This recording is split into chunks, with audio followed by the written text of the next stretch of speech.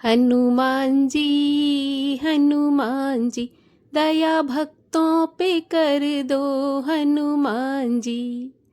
हनुमान जयंती की आप सभी को हार्दिक शुभकामनाएं। आपका दिन मंगलमय हो। हनुमान जी की कृपा हमेशा आप पर और आपके परिवार पर बनी रहे। स्वागत है आपका हमारे चैनल पर।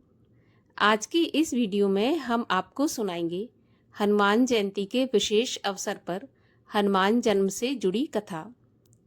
हनुमान जन्म की कथा हनुमान जयंती पर सुनने से हनुमान जी की कृपा प्राप्त होती है, सारे कष्ट दूर होते हैं, इसके साथ ही जीवन में खुशियों का संचार होता है। और आपको हमारे चैनल पर सभी प्रकार की व्रत कथाएं सुनने को मिलेंगी। तो सभी प्रकार की व्रत कथाएं सुनने के लिए और हमसे जुड़े रहने के लिए आपको मात्र हमारे चैनल को सब्सक्राइब करके बेल आइकन पर प्रेस करना है और आज की कथा अच्छी लगे तो लाइक करना है और शेयर करना है।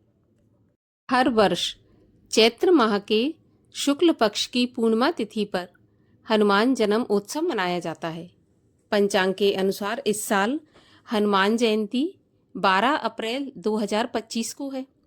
धार्मिक ग्रंथों के अनुसार बजरंगबली बहुत ही बलवान और निडर हैं। उनके समक्ष कोई भी शक्ति टिक नहीं पाती।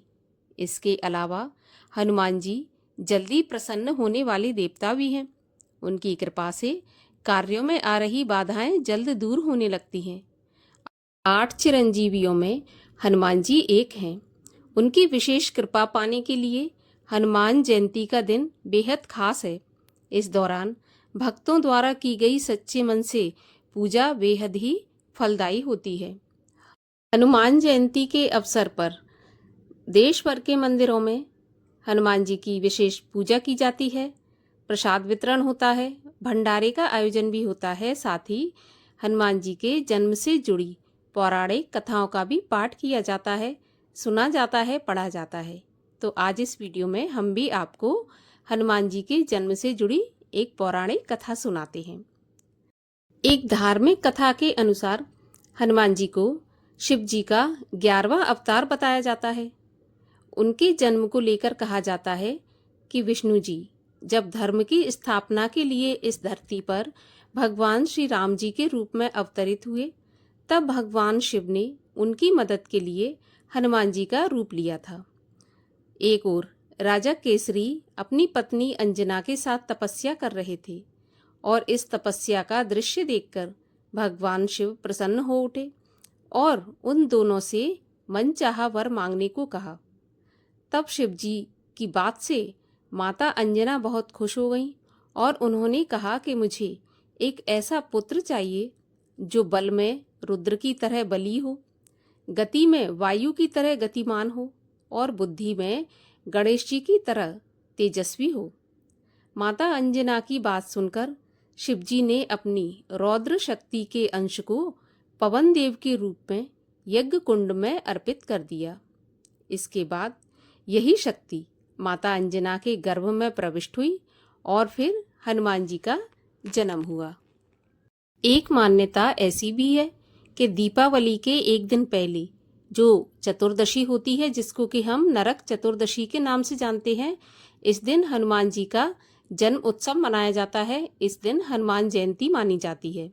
कार्तिक मास के कृष्ण पक्ष के दिन रुद्र अवतार हनुमान जी का जन्म हुआ था, जबकि चैत्र मास की पूर्णिमा तिथि को भी हनुमान जी का जन्मदिन मनाया जाता है।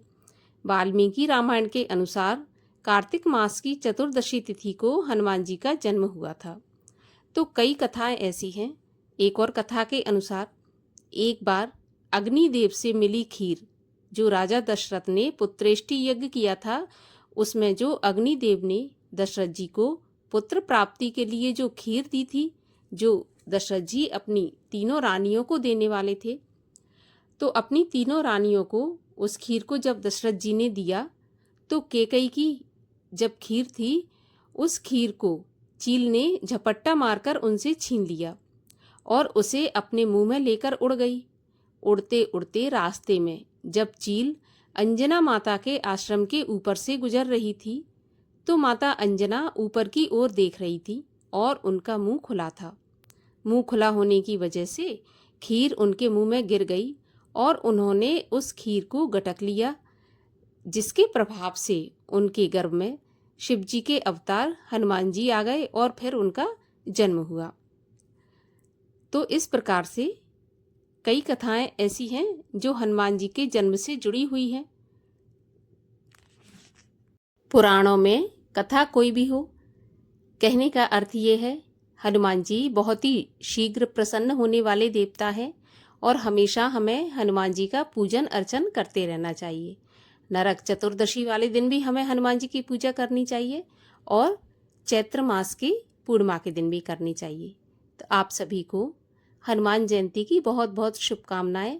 अगर आज की कथा अच्छी लगी हो तो एक लाइक अवश्य कर दीजिए और चैनल को सब्सक्राइब कर लीजिए।